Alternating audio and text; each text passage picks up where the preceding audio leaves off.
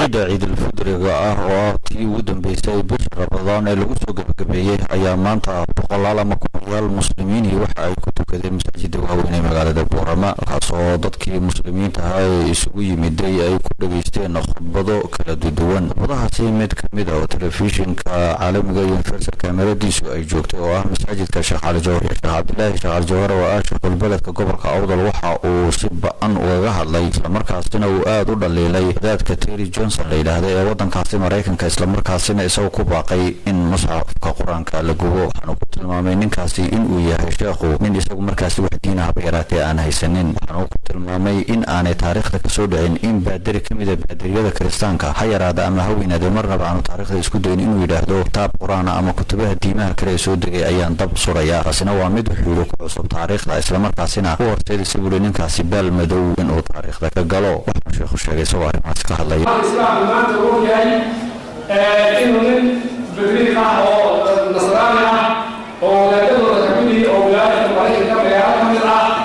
إن أول كتاب القرآن أول كل يا ولي كاسب القرآن يا أول جلاء كتاب يوم حي الليل عن من الجاسية ومن الصوماليين يجلس على محمد وقاران الدخول الصومالية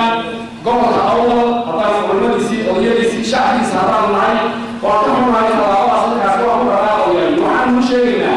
إن هذا الواحد الدين لا يستدل يعني حاجة يقطع القرآن هو قول الله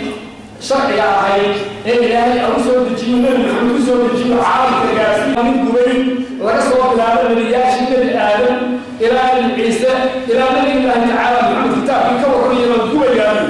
تاريخ مدرسة وحكاية الكتاب من الكاس أو ما تعبير كشريعة وهم موقع من عين المجوسي يعني عن الدين وعيسى يعني الجيل وأقول الدين الله nin nasraani oo bidriin ah oo sheekhu yahay oo intuu ku raftaa Quraanka sidaas oo kale yaa loo wacay waxaan leeyahay barnaamijku ay ku noqonaysaa anaguna hadaan umada gobolka awal kam caladeed oo qofka ugu dheero awal asaw aan ka tuuray ayaa wajiga kaga dhufanay barnaamijku inuu ku noqonaysaa